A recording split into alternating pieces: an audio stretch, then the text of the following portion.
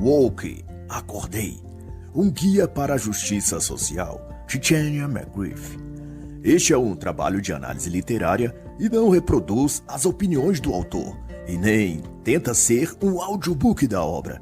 Por isso mesmo, não dispensa a leitura do livro.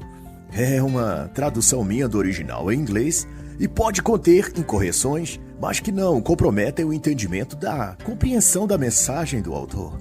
E eu me refiro ao autor ao invés de à autora, devido a que Titania McGriff não é uma pessoa real, mas uma personagem criada por Andrew Boyle, escritor, comediante, crítico social e colunista de vários órgãos de imprensa internacional. Doyle é nascido na Irlanda do Norte e tem bastante atuação no Reino Unido, chegando a apresentar programas de TV de cunho satírico político. Sua personagem, Titania, foi uma criação para o Twitter em 2018, com a finalidade de, através do humor, fazer refletir sobre a cultura woke, que, como o nome diz, representa a tal classe acordada ou despertada para os problemas sociais. Os textos e posts de McGriff dava tom ao que pensa e expressa essa parte da sociedade moderna, que se fazem de vítimas de uma suposta discriminação, preconceito ou racismo estrutural. E para dar destaque aos absurdos que a cultura woke vem perpetrando no mundo, Titania foi criada para ser exatamente uma representante desse movimento, possuindo em si todos os estereótipos típicos dos que assumem essa forma de ser, que agrupa padrões do politicamente correto, da esquerda caviar, da censura digital, do vitimismo e do feminismo. E assim, McGriff é um exemplo perfeito da mentalidade sob a qual vivem os wokes, aqueles que estão acordados, despertos para a alegada justiça social. E suas ideias e trejeitos dão visão ao quão ridículo e nocivo é essa crença e comportamento social que está dragando principalmente a juventude. E para tal, Titania McGriff é uma feminista vegana que se diz poetisa melhor do que Shakespeare, interseccionalista radical, polirracial, ecossexual, não binária, de 24 anos de idade. E este livro é o seu manual de justiça social e identitária. É a extensão de toda a sabedoria que ela transmitia em sua conta no Twitter, mas agora turbinado, refinado e disponibilizado para todo tipo de gente. E ela de fato mostra essa sua pretensão e petulância, escrevendo que ser acordado é muito mais fácil do que as pessoas pensam. Basta adicionar uma bandeira de arco-íris ao seu perfil do Facebook ou gritar com uma pessoa mais velha que não entende o que significa não binário e você já está melhorando o mundo, diz ela. Lembrando que todas as colocações atribuídas a Titania remetem a um tom satírico e de múltiplos significados, pois o autor verdadeiro, Andrew Boyle, busca fazer, através da personagem, uma denúncia da concepção moral, intelectual e psicológica que se percebe no movimento woke, adeptos das agendas identitárias, do politicamente correto, da linguagem neutra e todas essas pautas da esquerda marxista ou progressista. E ela diz mais, afirma que as redes sociais permitiram a pessoas como ela mostrar-se inteiramente sem que precisasse fazer nada. Ativistas como eu, coloca ela então a si mesma acima dos outros, estão liderando uma nova guerra cultural, detectando preconceito como cães destemidos da moralidade, expurgando corajosamente a injustiça. E ela prossegue, dizendo que, para dar um exemplo concreto de nossas conquistas, é o que Titania afirma, conseguimos ampliar a definição da palavra nazista para incluir qualquer pessoa que tenha votado no Brexit ou que já tenha considerado votar em um partido conservador. Essa foi uma vitória importante para a causa progressista e significa que há mais nazistas na Inglaterra hoje do que havia na Alemanha na era de Hitler. E é assim o pensamento woke. Ele se projeta para fora da realidade, criando verborragias em lugar de argumentos que não procedem nem verdade e nem bom senso. Exemplo também disso é o que diz a representante fictícia desse movimento de lacração e cancelamento, denominado woke, no caso a personagem Titania McGriff. Em outra fala, ela diz que um homem nunca será capaz de acordar completamente, tornar-se woke, pois sua masculinidade é iminentemente tóxica. Só as mulheres podem acordar, declara ela, pois as mulheres são deusas celestiais, irmãs de sangue da bruxa sagrada da lua. Só não pergunte o que isso quer dizer realmente. Sou narradora da verdade, uma destruidora do patriarcado. Estou armada com o falo de um gênero neutro, fudendo os inimigos da justiça. Eu amamento os bebês da esperança com meus seios robustos da igualdade. Meu dever é guiar as pessoas pelos campos minados da justiça social. Imagine que eu seja um oleiro em sua oficina e que você seja um barro em minhas mãos. Isso parece loucura ou desvaneio puramente fictício? Pois são esses exageros retóricos e narrativos que reproduz verossimilmente o repertório de coisas estúpidas que a patrulha woke fala e diz por aí. Vede como amostra e exemplo real a tentativa de uma deputada do Partido Rede de Roraima, no Brasil, de alterar via projeto de lei a expressão Dia dos Índios do calendário comemorativo para Dia dos Povos Indígenas, celebrado em 19 de abril de cada ano. Para a deputada fazendo uma clara campanha woke, esteja ela consciente disso ou não, o termo índio é pejorativo, ofensivo. Ressalta-se que desde 1943, a data e a expressão está exatamente assim, e nunca antes houvera queixas de que os índios ou a sociedade se sentissem ofendidos. Curiosamente, esse tipo de alegação só veio a começar a circular na opinião pública depois que o movimento woke surgiu. A meu ver, isso é o que o autor verdadeiro desta obra, Andrew Boyle, tenta mostrar através da fictícia Titania McGriff, que as loucuras narrativas desses movimentos de justiça social ou identitários pretendem realmente guiar as pessoas para fora da realidade, afastá-las do bom senso e da percepção dos fatos, alienando-as ao ponto de terem uma visão totalmente obscurecida da realidade. Para os autores Ellen Pluckrose e James Lindsay, esse estado de coisas se tratou da introdução, ou melhor, da aplicação na sociedade do que se chamou nos anos 1960 e 1980 de pós-modernismo.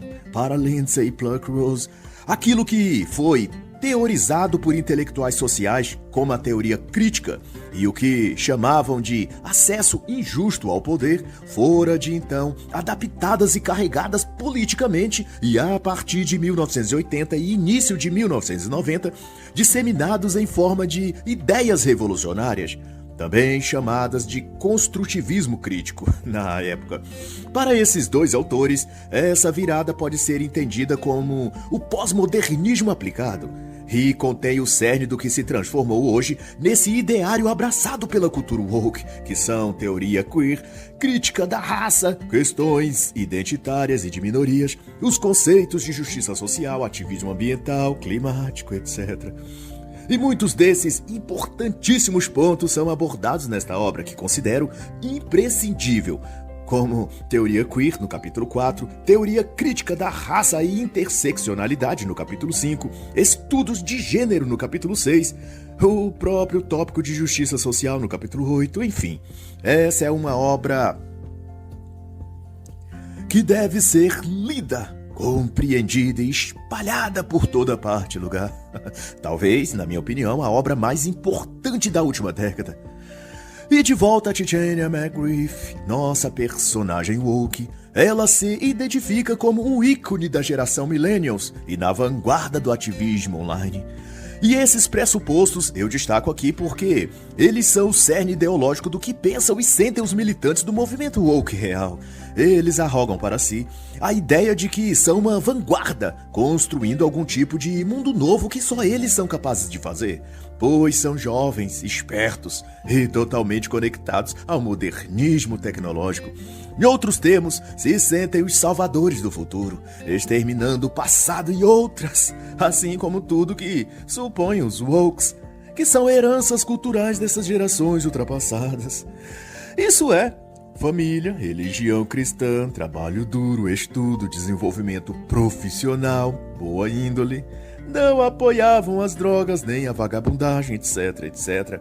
Os woke se autodenominam os acordados. E significa na mente deturpada deles que todos os outros estão dormindo, de olhos fechados para os grandes temas da atualidade, que não passa dessas baboseiras de gênero, linguagem neutra, racismo estrutural, machismo tóxico, sociedade patriarcal, dívida histórica com os negros, com os índios e blá blá blá blá blá.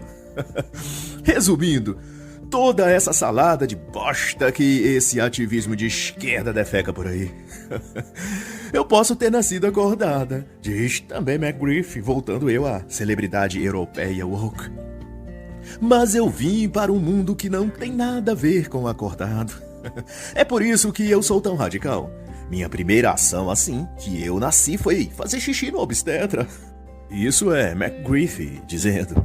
Eu sou filha única de pais advogados. Estudei escola particular e tirava férias nas Ilhas Maldivas. Mas isso era uma estratagema de meus pais para desviar a atenção da opressão que eu sofri. De eu ter nascido em um mundo heteronormativo patriarcal e supremacista branco. Enfim, eu era um bebê feminista desde que nasci. E veja só como fui oprimida desde o nascedouro pelos valores opressores da cultura ocidental tóxica. Nos meus primeiros 6 meses de vida, minha mãe me amamentava continuamente com leite materno, não percebendo que eu era uma vegana.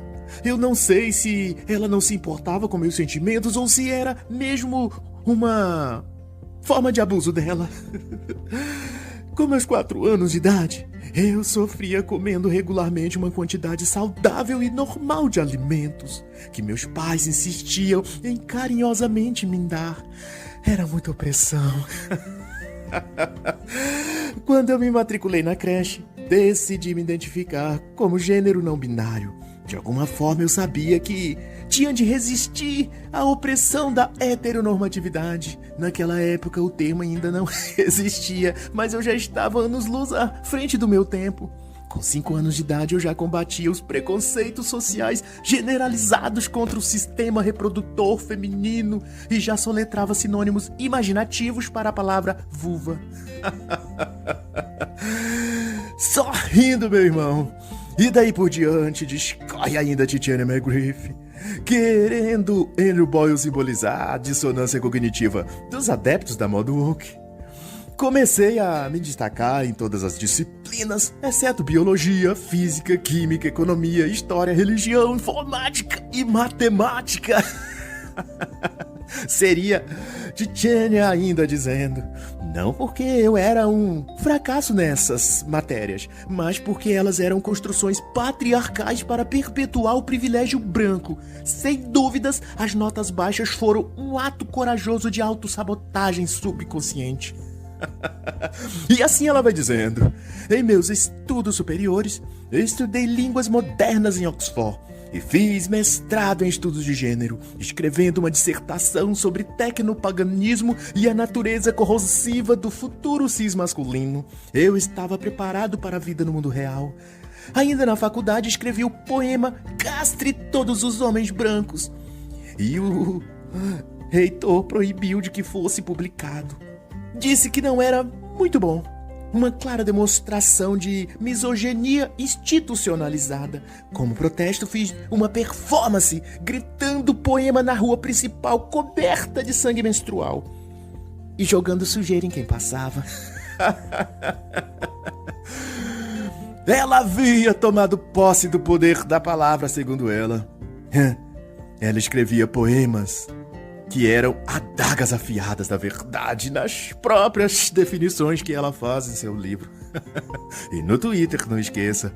E assim, declarava Titiana tal como ressoa a voz das centenas e centenas feministas woke pelo mundo ocidental moderno.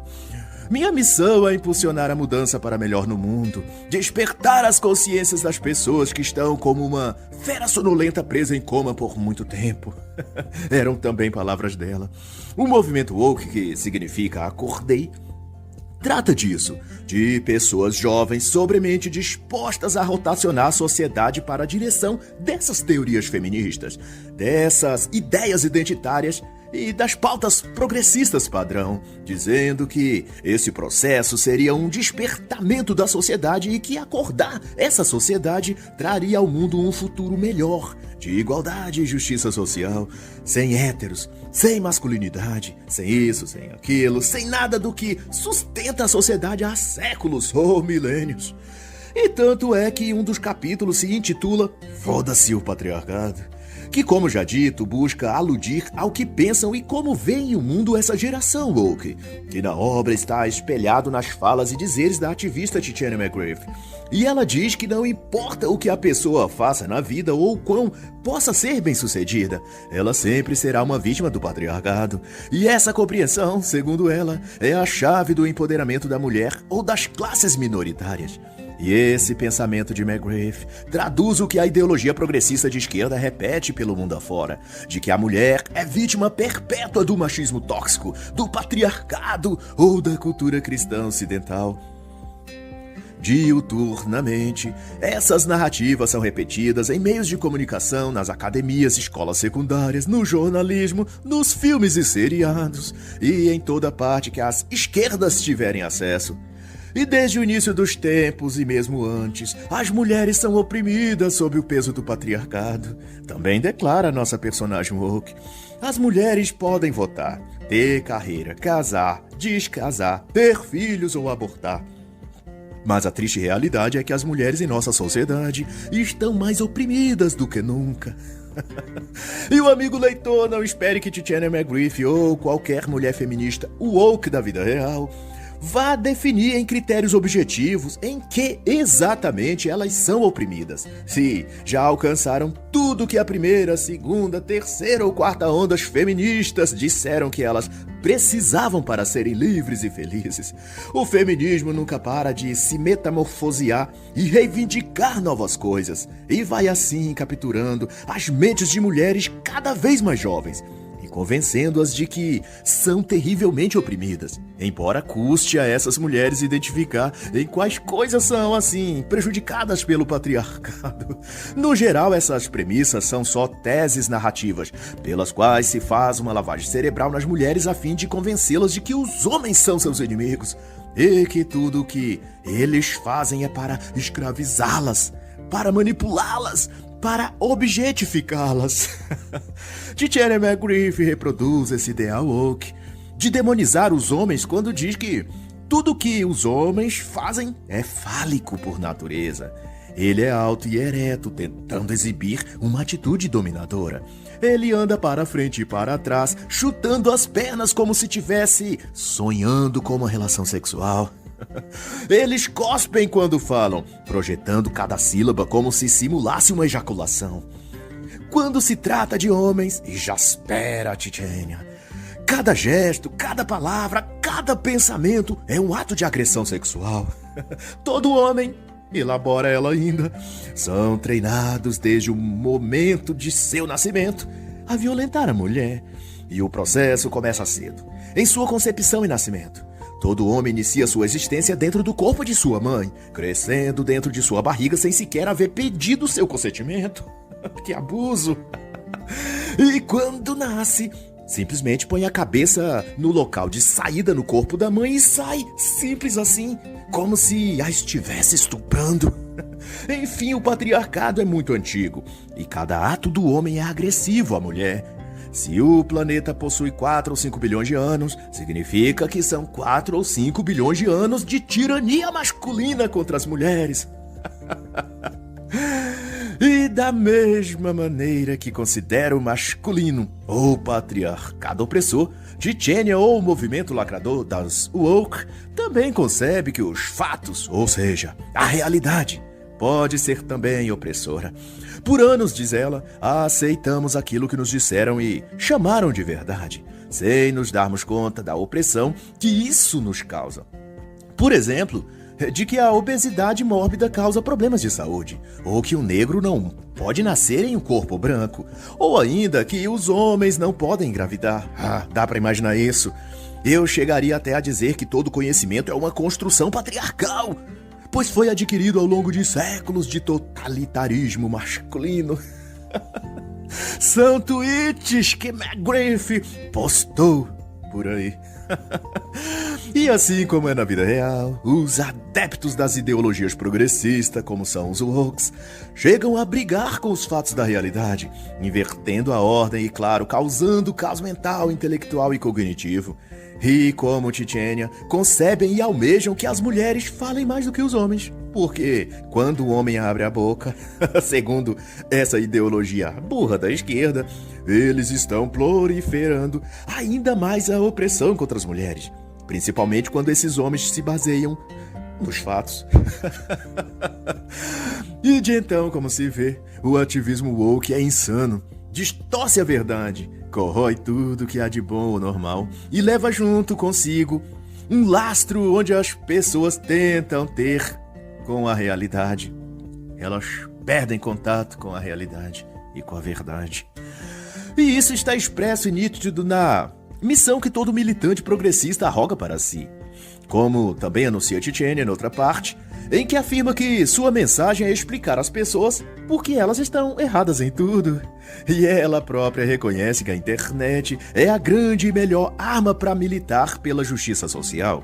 E isso é tanto verdade que as plataformas digitais e redes sociais estão cada vez mais e quase completamente já a par dessas teses e prescrições progressistas e lacradoras. Repare que contas no Twitter, YouTube ou Facebook são censuradas e deletadas toda vez que falam contrariamente às pautas da esquerda, do globalismo ou das agendas gerais progressistas. Falar que homem é homem, que biologicamente há o sexo masculino e o sexo feminino, por exemplo, ou que cabe aos pais e não ao Estado escolher como educar seus filhos, ou falas favoráveis aos homens, aos héteros, ao cristianismo ou ao espectro da direita na política, quaisquer dessas coisas atraem o ódio e perseguição imediata, e é o que está sendo patrocinado pelo ativismo woke. Cada um desses militantes woke se sentem guerreiros do teclado, lutando contra as hordas hostis da direita, do cristianismo ou da defesa da vida e da família. Veja só o que diz McGrath. Eu tomo banho com as lágrimas dos homens brancos.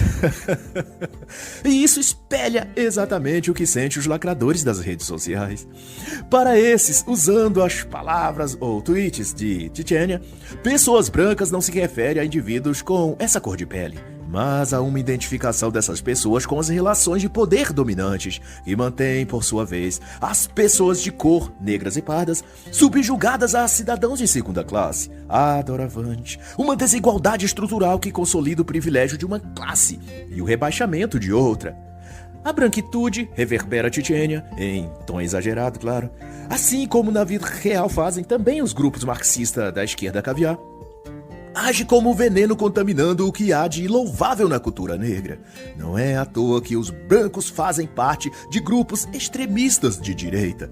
Aqui ressalta-se que, embora Andrew Boyle fale através de uma personagem das redes sociais, as falas ditas em nome dela ensejam, como já disse outras vezes, o modo de pensar e cosmovisão que o ativismo lacrador woke prepondera na internet e em todo lugar.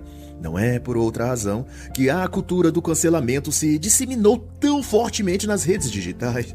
É que todo o ambiente virtual, artístico e acadêmico está tomado pela esquerda militante e minorias de gênero, raciais e por aí em diante.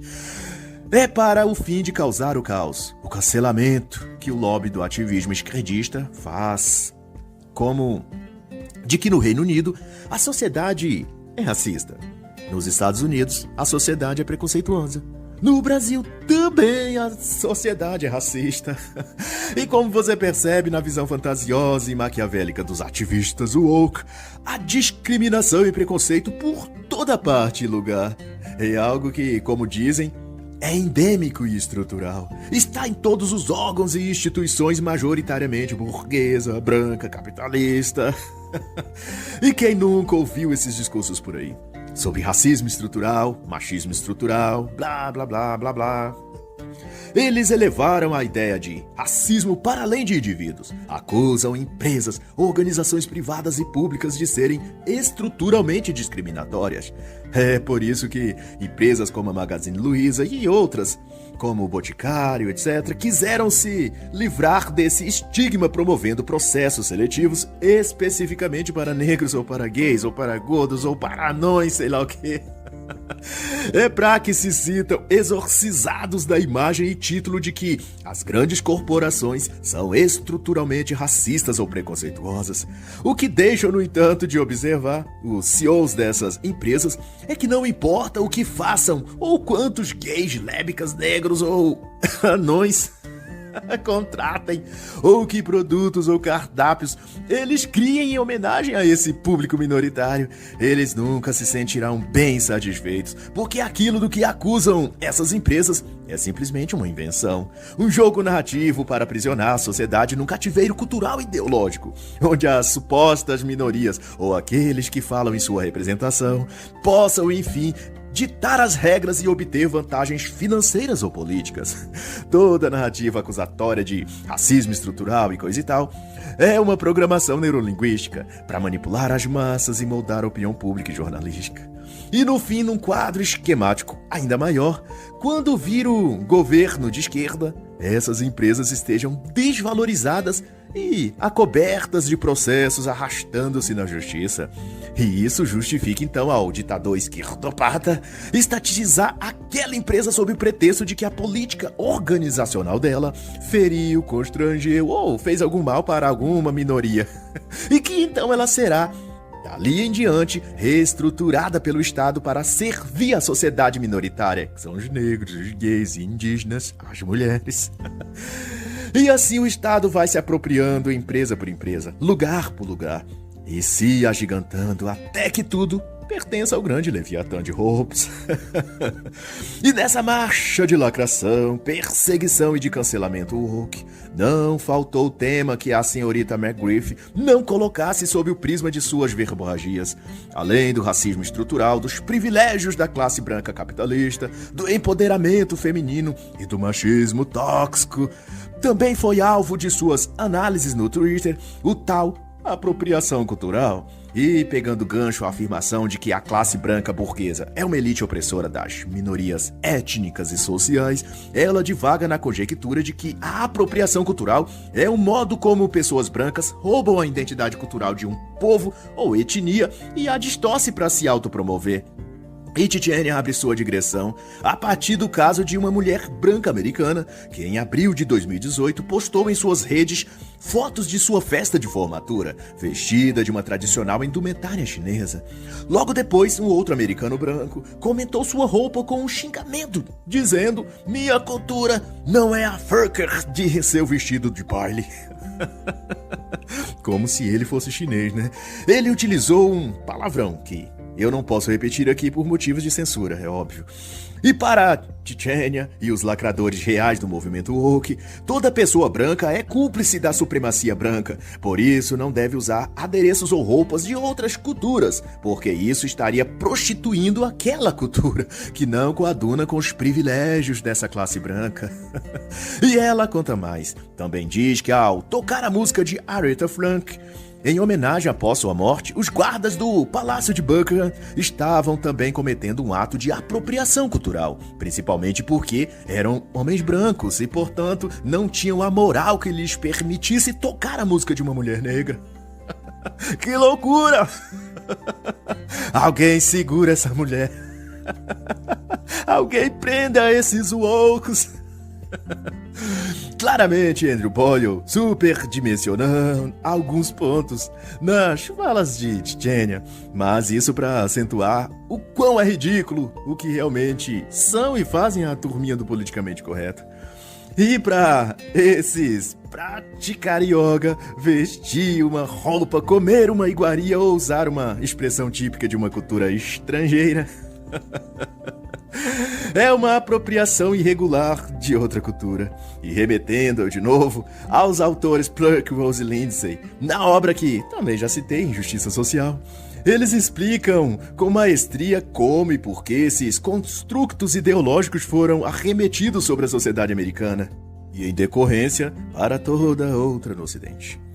Eles abordam essa questão no capítulo 5, quando falam da teoria crítica da raça e interseccionalidade, e vão explicitar que, especificamente, a parte idealista da teoria crítica da raça, promovida a partir de 1970, conceituou que, além dos poderes materiais, como político, jurídico e econômico, outras formas ou fontes de opressão também se operam sobre as minorias, que seriam essas as ideias e concepções, ou seja, no nível abstrato e imaterial.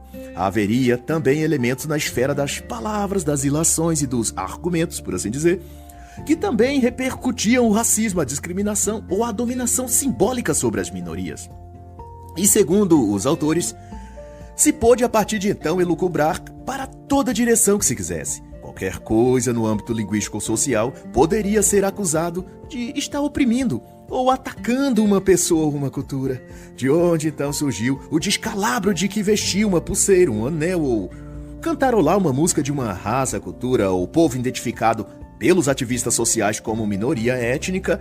Isso já basta para o tal ser denunciado como opressor daquela cultura, um apropriador da cultura alheia.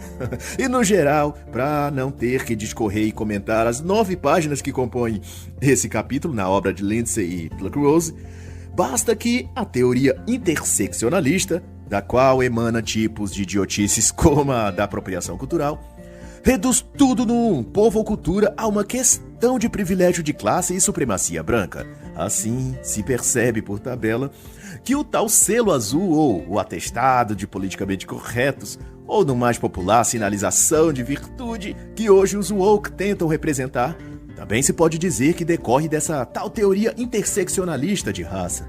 O que pra mim é muito nome pra pouca merda. O que é tudo isso senão cocô, esterco, vômito pútrido? Nada de define melhor o movimento woke, a esquerda, o marxismo, o progressismo e essas ideias malignas.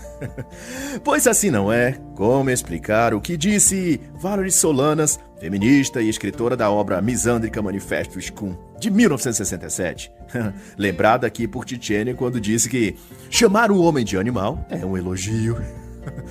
E também o que a própria McGriff tweetou, de que o nosso mundo é barulhento, rude e masculino. Um inferno, portanto, disse ela. E é nessa esteira de ódio, de discriminação contra os homens e de clara misandria que as feministas usam e abusam de sua criatividade satânica para inventar histerias coletivas como o movimento Me Too, o próprio movimento woke, o movimento Ele Não, se quisermos reportar algo que aconteceu aqui no Brasil. Todas essas coisas são manifestações inescrupulosas e radicais de ódio, de misandria e de um mal deliberado. E no ponto em que fala da modinha do feminismo, da ecossexualidade, que é uma vertente feminista que elabora um tipo de fetiche sexual com plantas e árvores, Tchetchenia, como faz as feministas lacradoras das redes sociais, justifica-se que essa inclinação pérfida e erótica na suposição de que homens são estupradores em potencial.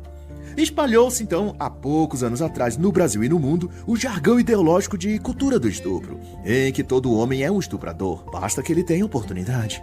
E dando ênfase a esse ridículo verbal, McGriff escreve que a heterossexualidade é um estilo de vida repugnante, e é o que se fomenta no coração dos homens, o desejo de violentar sexual todas as mulheres.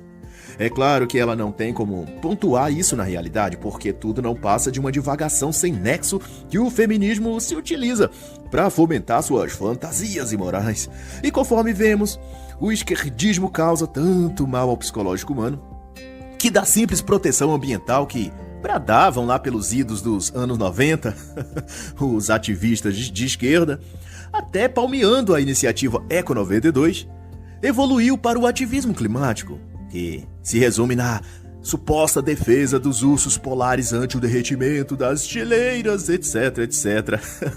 E enfim, chegou a indecorosa ecossexualidade, em que a própria natureza vegetal é vista ou utilizada como objeto sexual ou com premissa e caracteres eróticos. Na internet é possível achar vídeos de manifestações feministas ou protestos desse tipo, onde elas praticam atos ou cenas eróticas com árvores, simulando rituais sexuais em oferenda até a mangaia. Um comportamento bizarro e doentio, mas que, seja aqui na literatura ficcional da personagem Titânia ou na vida real, nos discursos e comportamentos de muitas feministas, é anunciado pelos meios midiáticos como algo natural, inovador, revolucionário ou como um exemplo a ser imitado pelas novas gerações de meninas.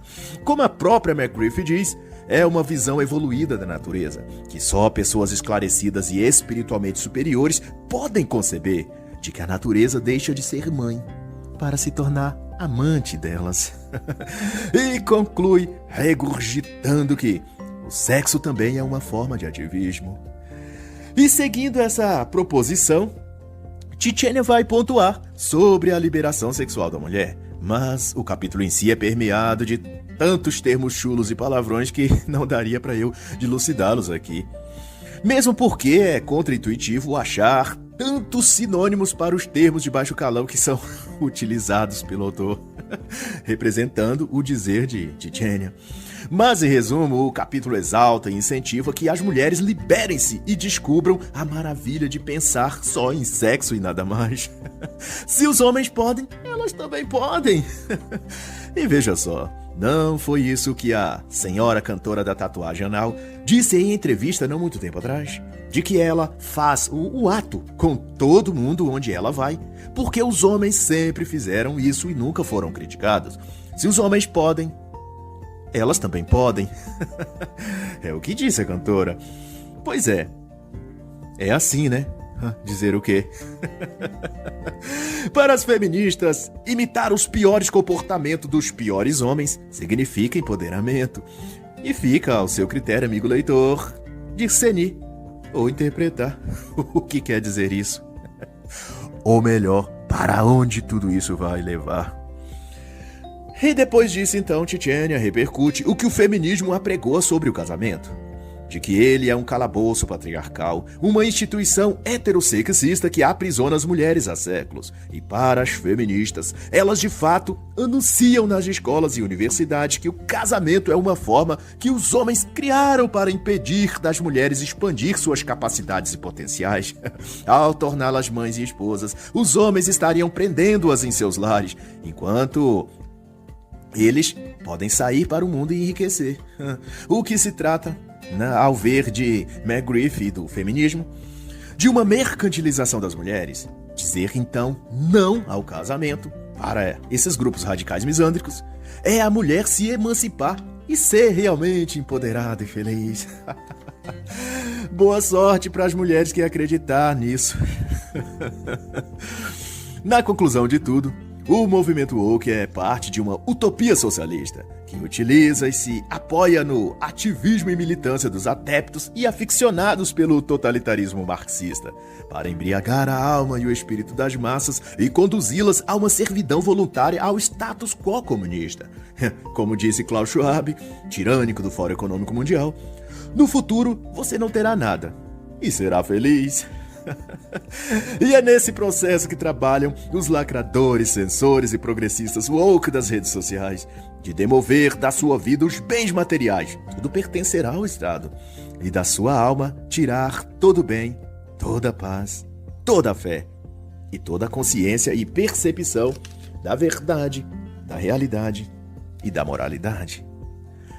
E assim encerra a análise da obra Woke, Acordei, um guia para a justiça social, de Titânia McGriff, personagem de Andrew Boyle.